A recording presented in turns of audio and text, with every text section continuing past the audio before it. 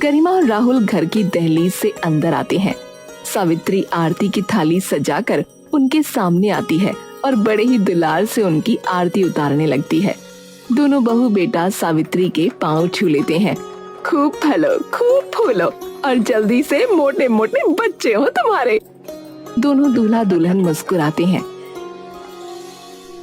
गरिमा और राहुल अपने कमरे में बैठे हैं और बातें कर रहे हैं। मुझे तो डर लग रहा है सच में, कल की सोच सोच कर। राहुल प्यार से उसका हाथ थामता है। अरे डरो मत, सब सही होगा। तुम तो बोलोगे ही, तुम्हें क्या फर्क पड़ रहा है? तुम्हें थोड़ी ना बनाना है खाना। अरे तो तुम्हें आता तो है खाना बनाना, और क्या चाहिए? और अगर अच्छा नहीं बना तो क्या होगा? तो फांसी थोड़ी चढ़ा देंगे तुम्हें। नहीं बना तो नहीं बना। हाँ, तुम तो बोल ही दोगे। ताने तो सब मुझे ही मारेंगे ना अगर अच्छा नहीं बना तो। राहुल अपना हाथ उठाकर गरिमा के कंधे पर रखता है और उसको थोड़ा और करीब ले आता है। सब ठीक होगा। जब तक मैं वहां खड़ा हूं, कोई तुम्हारी तरफ आंख भी नहीं उठाकर देखेगा। वादा है मेरा। गरिमा हल्का सा मुस्कुराकर राहुल के कंधे पर सर रख लेती है। अरे हाँ भाई, तुम अपने हाथ का चूरमा बनाकर खिलाओ ना सबको।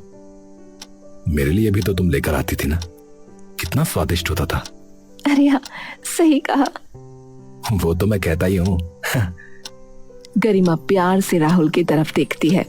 ज्यादा हवा में मत उड़ा करो तुम।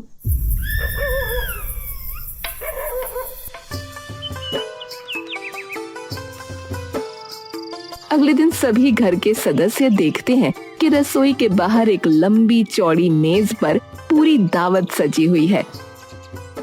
अरे बाप रे, इतना सब कुछ! अरे कमाल कर दिया गरिमा। सिर्फ मैंने नहीं किया भैया, भाभी ने भी बहुत मदद करवाई है मेरी। अरे तो बताओ तो कि क्या क्या बनाया है। हाँ जी, वो आपको बताएगी मेरी प्यारी देवरानी गरिमा। गरिमा शर्मा कर मुस्कुराने लगती है। अरे बताओ, शर्मा क्यों रही हो? सब्जियां तो 4 हैं, हरा साग, आलू गोभी, छोले और मटर पनीर। भाई वाह। और पूरी बथुए का रायता और मेरा सबसे ज्यादा खास चूरमा। सावित्री ये सुनते ही एकदम से खिल उठती है और जाकर गरिमा का माथा चूम लेती है। कमाल कर दिया मेरी बच्ची। गरिमा मुस्कुराकर सावित्री के गले लग जाती है। सब लोग दस्तरखान पर बैठकर आराम से खाना खाना शुरू कर देते हैं। अरे वाह मेरी बिटिया, कमाल कर दिया तूने तो। कितने स्वाद छोले बनाए हैं। और पनीर, हाँ भैया, कितना कमाल का बना हुआ है। वाह वाह वाह। अरे आप लोग चूरमा तो खाइए, वो गरिमा सबसे बढ़िया बनाती है। सारे चूरमा खाने लगते हैं और खाते ही एकदम से चुप हो जाते हैं। गरिमा एकदम से सबकी चुप्पी देखकर घबरा जाती है और राहुल की तरफ देखती है। अब क्या हुआ? तभी एकदम से सब लोग गरिमा की ओर देखते हैं। ये क्या है ये? हे भगवान, हो गया सत्यानाश। शालू भी वो चूरमा खाते ही दंग रह जाती है। अरे क्या अमृत डाल दिया क्या इसमें तूने? क्या? कितना ज्यादा स्वाद चूरमा है ये। हाय मेरी बिटिया, तेरी बारी जाऊं। चाची कितना टेस्टी चूरमा बनाया है आपने। गरिमा तभी एक लंबी सुकून की सांस भरती है। ए शालू बेटा, तू इसे अपने ढाबे में लगा ले। मैं तो कह रही हूँ। हाँ, वो तो मैं लेकर जाऊंगी। इसके हाथ का चूरमा खाकर तो पागल ही हो जाएंगे सारे ग्राहक। आपके ढाबे पे? और क्या, देवरानी जेठानी मिलकर चलाएंगे बढ़िया सा ढाबा। गरिमा के मन में मानो खुशी की एक लहर दौड़ जाती है। वो मुस्कुराकर राहुल को देखती है और राहुल की छाती मानो तभी गर्व से फूल जाती है।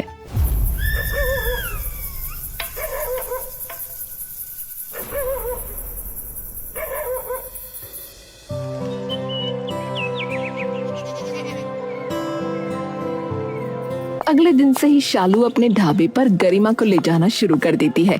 गरिमा, तुम इतने फटाफट से अपना चूरमा तैयार करो, मैं तब तक तुम्हारे भैया का डब्बा तैयार करके थाने दे आती हूँ। ठीक है भाभी। गरिमा तभी के तभी चूरमा तैयार कर देती है और शालू अभिनव के लिए डब्बा तैयार करके उसे देने चली जाती है। ए छोटू, छोटू, एक 12-13 साल का बच्चा अंदर आता है। हाँ जी दीदी। बाहर मेन्यू में फटाफट जाकर चूरमा का नाम लिख दे ताकि लोग देखें, नहीं तो किस किस को बताते फिरेंगे। ठीक है दीदी। थोड़ी देर बाद ढाबे पर गहमा गहमी शुरू हो जाती है। सब लोगों की नजर जैसे ही चूरमे पर पड़ती है वो तुरंत उसका ऑर्डर दे देते हैं। अरे वाह वाह भाई, क्या स्वादिष्ट चूरमा बनाया है इस हलवाई ने। हाँ हाँ हाँ, वाह वाह, मजा आ गया। ए सच में भाई, ये खाकर तो मजा ही आ गया भैया। हाँ। शालू खुशी से उछलती हुई गरिमा के पास जाती है और उसके गले लग जाती है। कमाल कर दिया मेरी बहना, लोग तो फूले नहीं समा रहे तेरे हाथ का चूरमा खाकर। सच में? और क्या? गरिमा भी ये सुनकर खुशी से उछल पड़ती है। कुछ दिनों में ही उसका चूरमा इतना चल पड़ता है कि ढाबे पर दूर दूर से लोग गरिमा का चूरमा खाने आने लगते हैं। शालू और अभिनव अपने कमरे में बिस्तर पर बैठे एक दूसरे से बात कर रहे होते हैं। कमाल कर दिया गरिमा के चूरमे ने तो। अरे हाँ, उसके चूरमे की तो खूब तारीफ सुन रहा हूं मैं, माँ और कुल्लू के मुंह से तो खास कर। सच में हाथों में जादू है, जादू उसके तो। अरे कल थोड़ा सा चूरमा थाने में भी ले आना, सबको खिलाऊंगा। क्या पता कोई हवलदार या थानेदार खुश होकर आ ही जाए तुम्हारे पास ढाबे में। बिल्कुल ले आऊंगी इंस्पेक्टर साहब। गरिमा और शालू ढाबे पर खाना बना रहे थे। तभी शालू गरिमा की ओर एक खाली डब्बा करती है। गरिमा थोड़ा सा चूरमा इसमें भी डाल दे, तेरे भैया बोल रहे थे कल चूरमा ले आना। अरे अभी लो। अरे इतना क्या करेंगे वो, कम कर दे, नुकसान हो जाएगा वरना। हाय भाभी, कितनी जालिम हो आप, बेचारे भैया पे ही कंजूसी दिखा रही हो। हाँ तो वो कौन सा कम है, एक साड़ी दिलाने को कहो तभी बोल देते हैं कल बात करते हैं, मुझे नींद आ रही है अभी। चल ठीक है, मैं देने जा रही हूँ, तो संभाल लेना तब तक। ठीक है भाभी। शालू थाने में अभिनव को लंच देने चली जाती है।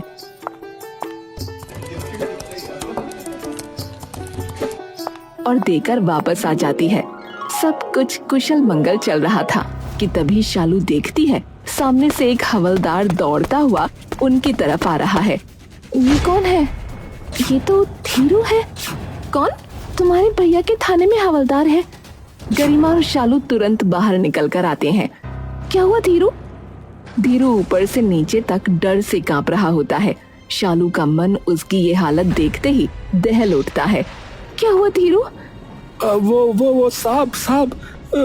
हाथ पैर दिमाग सब सुन शालू वहाँ खड़े खड़े अपनी सारी सुध बुध भूल जाती है। ये देख गरिमा का दिल भी जोरों से धड़कने लगता है। क्या हुआ? अरे वो साहब खाना खा रहे थे, अचानक एकदम से पता नहीं क्या हुआ, वो जमीन पर गिर पड़े, उन्हें अस्पताल ले गए। लेकिन शालू जोर से धीरू का गिरेबान पकड़ लेती है। शालू की आंखों में मानो किसी किस्म का पागलपन उतर आया हो। लेकिन क्या, बताओ मुझे। लेकिन जब तक अस्पताल पहुंचे तब तक बहुत देर हो चुकी थी।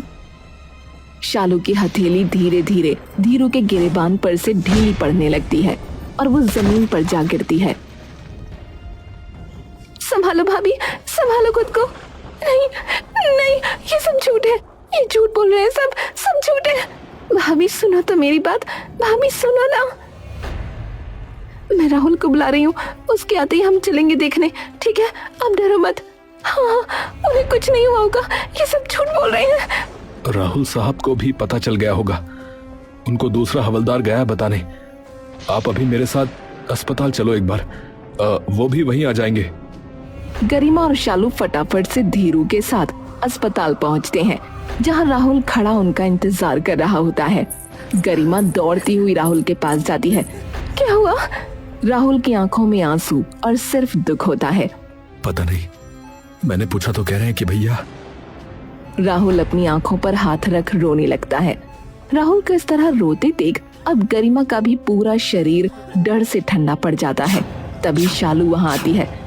ए राहुल, तू बता ना क्या हुआ? ये क्या कह रहे हैं?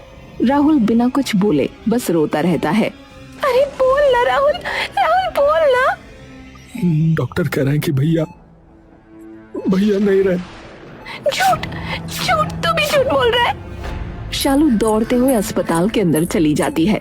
राहुल और गरिमा भी दौड़ते हुए उसके पीछे अंदर जाते हैं। कुछ डॉक्टर खड़े हुए हैं। शालू, गरिमा और राहुल उनके पास आते हैं। डॉक्टर साहब, ये क्या कह रहे हैं? देखिए, आप शांत हो जाइए। मैं ऐसे कैसे शांत हो जाऊं? ये सभी कुछ भी बोले जा रहे हैं। ये जो भी बोल रहे हैं वो सच है। जब तक उन्हें अस्पताल लेके आए तब तक जहर का असर पूरा हो चुका था। तो हम कुछ कर ही नहीं पाए। नहीं नहीं, ये क्या? तभी राहुल डॉक्टर के पास जाता है। डॉक्टर साहब, आपने क्या कहा था कि जहर चढ़ गया? हाँ हाँ, जहर मिला है इनके शरीर में। क्या जहर? पर ये कैसे हो सकता है? वो तो थाने में थे। तभी राहुल देखता है कि सामने से एक पुलिस अफसर उसकी तरफ आ रहा है। आप अभिनव के परिवार से हैं? जी हाँ, उनका छोटा भाई। एक बार आपको हमारे साथ थाने आना होगा पूछताछ के लिए। कैसी पूछताछ? और ये कह रहे हैं कि देखिए, ये मामला अब बहुत पेचीदा हो चुका है, तो आपको हमारे साथ आना होगा। पर हुआ क्या है साहब? वहीं चल के बताते हैं, चलो। राहुल तभी के तभी गरिमा को शालू के पास छोड़कर उनके साथ थाने चला जाता है।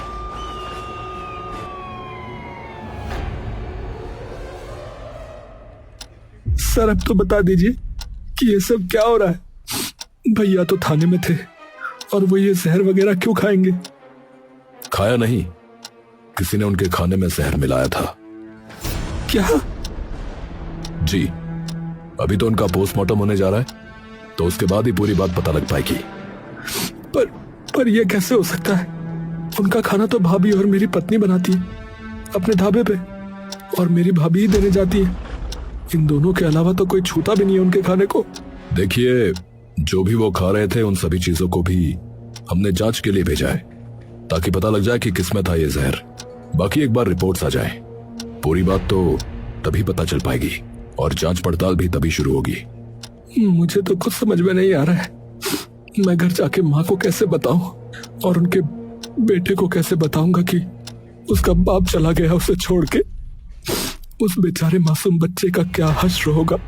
देखिए, हौसला रखिए, हम जल्द ही पता लगा लेंगे कि ये किसने किया है। अभिनव हमारे भी भाई की तरह ही थे। पूरे विभाग में सब लोग उन्हें बहुत पसंद करते थे, तो पूरा विभाग अपनी पूरी जान लगा देगा ये पता करने में कि इस सब के पीछे कौन है। शमशान घाट, धधकती चिता के सामने सब खड़े हैं। वातावरण भारी और गमगीन, धुएं से आंखें और भी भर आती हैं। हाय राम, मेरा बेटा ही क्यों? ऐसा क्या पाप कर दिया मैंने?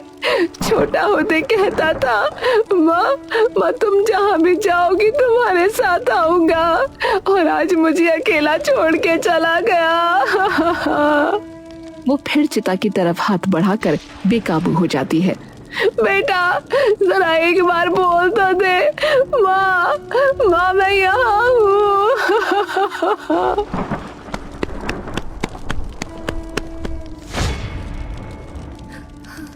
शालू चिता के पास बेसुध सी आंखों में आंसू भरे बैठी है, अपने बेटे को सीने से लगाए।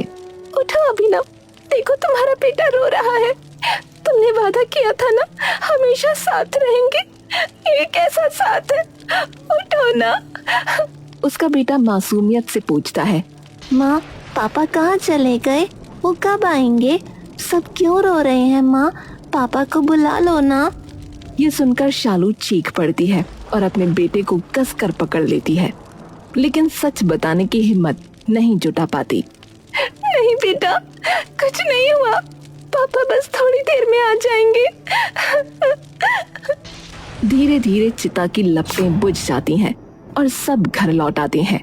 घर में मातम पसरा है। गरिमा लगातार अपने पति राहुल के कंधे पर सिर रखकर सुबक रही है।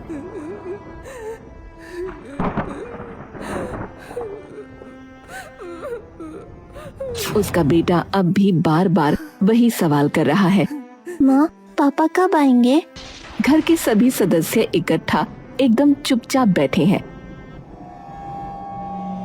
एक पुलिस अफसर अंदर आता है। सबकी आंखें उसकी ओर उठती हैं। राहुल दौड़कर पुलिस अफसर के पास जाता है। हमें पोस्टमार्टम की रिपोर्ट मिल गई है। तो क्या पता चला है? उसमें यह आया है कि जहर चूरमे में मिलाया गया था, तो आपके घर की तलाशी लेनी होगी ताकि पता चल सके कि यह जहर किसके पास से आया था। सब लोगों की नजर सीधा गरिमा की ओर जाती है। पुलिस अफसर की बातें सुनते ही मानो गरिमा पर बिजली कौंध जाती है। ये क्या कह रहे हैं राहुल? चिंता मत करो। मुझे नहीं पता राहुल, चूरमे में ये सब कैसे आया? मैं ये सब क्यों करूंगी? गरिमा, मुझे पता है कि तुम ये कभी नहीं कर सकती। बिल्कुल चिंता मत करो, मैं हूं ना तुम्हारे साथ। राहुल की सांत्वना देने के बावजूद भी बाकी के घर के सभी सदस्यों में मन ही मन शक का बीज उतर चुका था, जिससे वातावरण में और भारीपन घुल जाता है।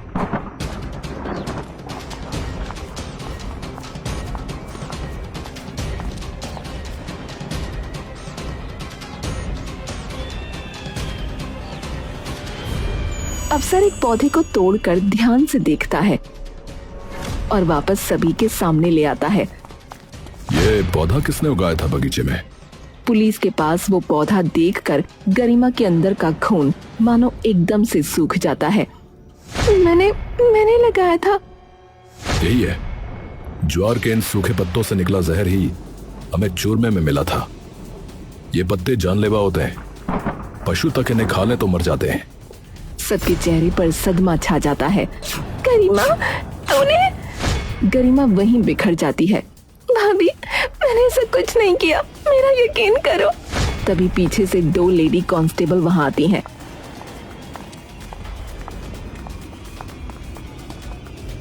और उसके हाथों में हथकड़ियां डाल देती हैं।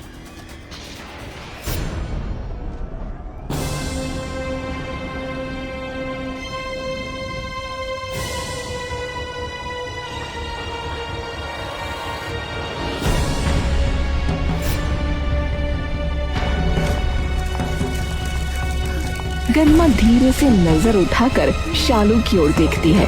शालू की नजरों में गरिमा को ना तो कोई सांत्वना और ना कोई विश्वास दिखता है। होता है तो सिर्फ खाई से भी गहरा दुख। शालू तभी अपनी नजरें उससे फेर लेती है।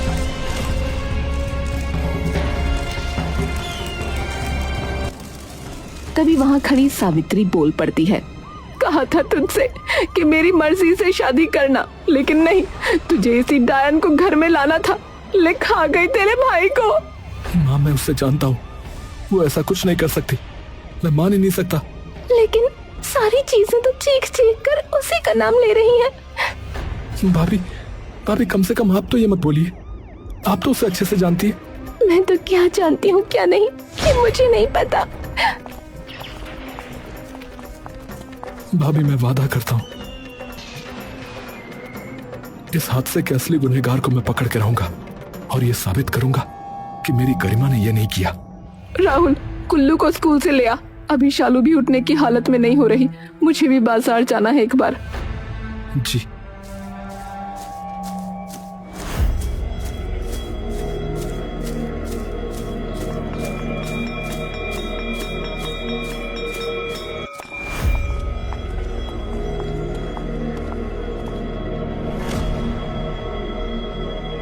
राहुल तुरंत उसे उठाकर देखता है। उस पेन को देखते ही उसके दिल में एक झटका लगता है। ये तो वही पेन है जो भैया को मैंने उनके जन्मदिन पे दिया था। बिल्कुल इसी तरह से लिखा था उस पर भी। तभी अवंतिका उस वक्त वहां आ जाती है और राहुल को पेन देखते हुए पकड़ लेती है। अचानक एक झटका खाती है और आकर राहुल के हाथ से वो पेन झपट लेती है। जी, आप कौन? मैं वो कुल्लू है ना, उसका चाचा। अवंतिका की आंखों में मानो एक खौफ सा छा जाता है। माफ कीजिएगा, पूछ सकता हूँ कि ये पेन आपके पास कैसे आया? इस पर तो मेरे भैया के नाम के पहले 2 अक्षर हैं। मैंने ही बनवाया था उनके जन्मदिन पर देने के लिए। अरे, ये मुझे एक दोस्त ने दिया था, शायद सेम इनिशियल्स होंगे। इत्तेफाक है। राहुल उसके चेहरे को पढ़ता है लेकिन कुछ कहता नहीं। उसके अंदर शक और गहरा जाता है।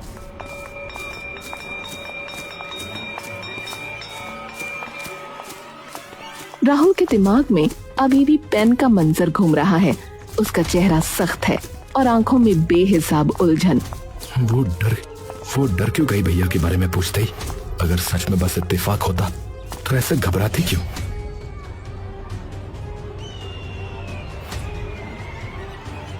दूसरे दिन राहुल जानबूझकर स्कूल आता है इस बार उसका इरादा सीधा टीचर से बात करने का होता है।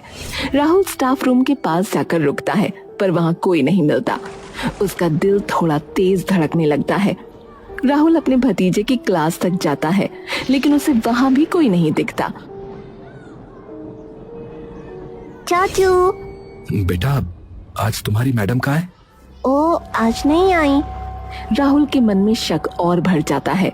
राहुल फिर से स्टाफ रूम में जाता है और वहाँ की सबसे वरिष्ठ अध्यापिका से अवंतिका के बारे में पूछने लगता है। मैडम कहाँ है? कल तो थी, आज क्यों नहीं आई? अरे आपको नहीं पता? उन्होंने तो रिजाइन कर दिया। रिजाइन? मतलब कब से डाला हुआ था उन्होंने? नहीं, असल में जब हमें पता चला तो हमें भी बड़ा झटका लगा, वरना वो तो इस स्कूल में पिछले 7 सालों से काम करती थी। अगर ऐसा होता तो किसी को जरूर बताती। कल घर जाने से पहले ही रिजाइन डाल के गई थी वो, बिना किसी को बताए। पहले पेन, फिर डरना, और अब एकदम से रिजाइन। कुछ तो है जो वो सबसे छुपा रही है, और मैं ये राज खोल के रहूंगा। आपको ये पता है कि वो कहाँ रहती है?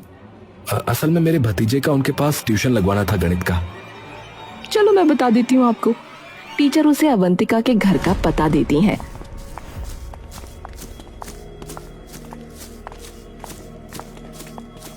सीधा अवंतिका के घर की ओर निकलता है,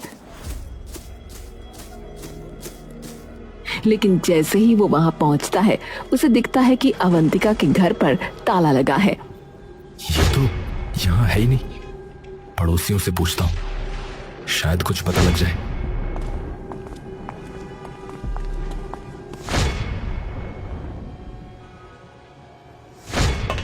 अंदर से लकड़ी की छड़ी लिए एक बुजुर्ग औरत बाहर आती है।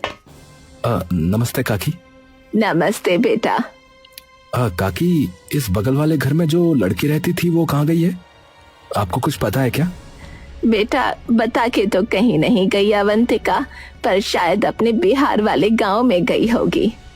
अच्छा, तो आपको वैसे पता है कि उनका गांव कौन सा है, या बिहार में कहाँ रहती है? हाँ, एक बार बताया था उसने मुझे। आप मुझे बता सकती हैं? मेरा एक बहुत ही कीमती सामान है असल में उनके पास। हे भगवान, उस अच्छी भली लड़की को पता नहीं कौन सी हवा लग गई, लोगों के सामान भी लेकर भागने लगी अब तो। राहुल ये सुनकर थोड़ा विचलित और अचंभित हो जाता है। हवा लग गई मतलब काकी? अरे, हर तीसरे दिन किसी पुलिस वाले को अपने घर बुलाए रहती थी। ये सुनते ही मानो राहुल के जहन पर कोई कहर टूट पड़ा हो। भैया किसी और के साथ? ये कैसे? रुक बेटा, मैं बताती हूँ तुझे उसका पता। तू जाके ले आ अपना सामान। अरे आपका बहुत बहुत धन्यवाद काकी, बहुत बहुत धन्यवाद। और सुन, उसके चक्कर में मत फंसियो तू भी। अरे नहीं नहीं काकी, बिल्कुल नहीं। राहुल अवंतिका के गांव वाले घर का पता लेकर सीधा शालू के पास जाता है और ये सारी बातें उसे बता देता है। क्या कुछ भी बोले जा रही हो तुम? भाई थे वो तुम्हारे। भाभी, मैं कुछ नहीं बोल रहा हूँ, पर ये मेरी गरिमा का सवाल है। तो तुम कह रहे हो कि उसने मारा है उन्हें? मैं कुछ नहीं कह रहा हूँ फिलहाल भाभी। मैं बस ये जानना चाहता हूँ कि वो पेन उसके पास कैसे आया, और भैया क्यों जाते थे उसके पास। तो मैं चाहता हूँ कि आप भी मेरे साथ चलो। मैं हाथ जोड़ता हूँ भाभी, मैं बस अपनी पत्नी को बचाना चाहता हूँ और कुछ नहीं। शालू थोड़ी देर तक चुपचाप राहुल की ओर देखती रहती है। ठीक है।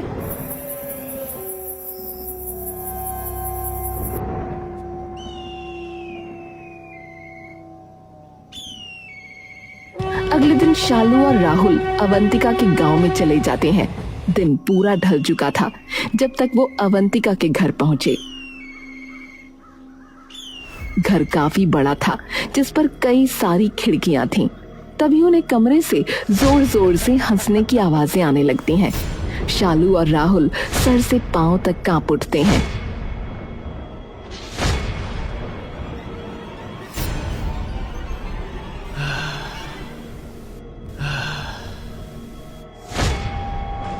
बहुत हुआ ड्रामा। राहुल सीधा अंदर घुस जाता है और उसके पीछे पीछे शालू भी आ जाती है। सामने का मंजर इतना खौफनाक और अविश्वसनीय था, राहुल के पैर मानो जमीन में गड़ जाते हैं और उसके पूरे शरीर को एकदम से लकवा मार जाता है। सामने अवंतिका और अभिनव एक दूसरे की बाहों में बाहें डाले बैठे थे। भैया, अवंतिका और अभिनव उन्हें देखते ही डर से कांपने लगते हैं। नहीं, ये नहीं हो सकता, ये नहीं। अब देखो, जरा मेरी बात सुनो। आपको मैंने आपकी चिता को अपने हाथों से आग दी है, अपने हाथों से। अगर आप यहाँ हो तो वो कौन था? अभिनव चुपचाप कांपता हुआ अपने भाई और अपनी बीवी की ओर देखता रहता है। बताओ भैया, वो कौन था? अभिनव सर झुका लेता है। अब तुम शांत हो जाओ। दरअसल जंगल में पुलिस को झुलसा हुआ एक शव मिला था और हफ्तों की छानबीन के बाद भी हमें उसके बारे में पता नहीं चला। तभी मेरे दिमाग में ये ख्याल आया। फिर थाने के हर छोटे बड़े इंसान को भी मैंने अपने साथ शामिल कर लिया। लगा अगर सारा इल्जाम गरिमा पर डाल देंगे तो किसी को शक नहीं होगा। सबको लगेगा कि जमीन के लालच की वजह से उसने ये किया।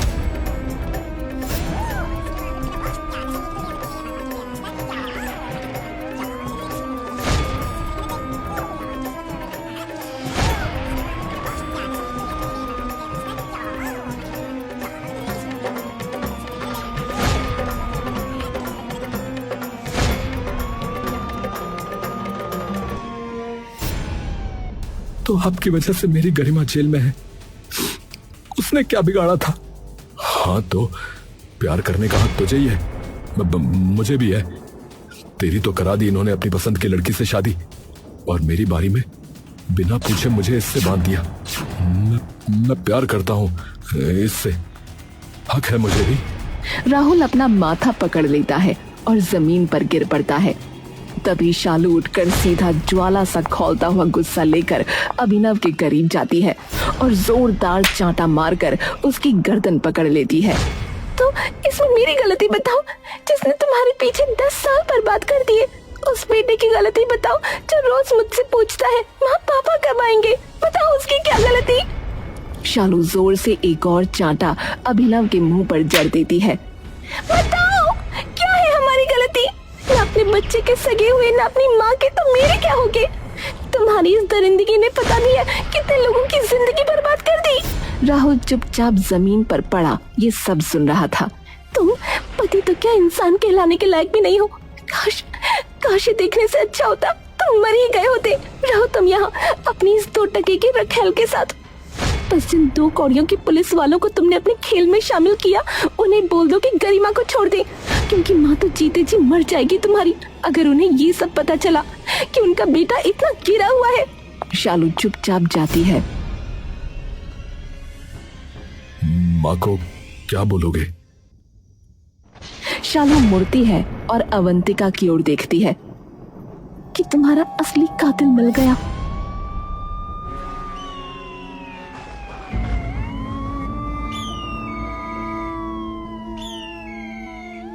शालू और राहुल जाकर गरिमा को जेल से रिहा करवा देते हैं और सारी बात हमेशा के लिए अपने अंदर ही दफना देते हैं।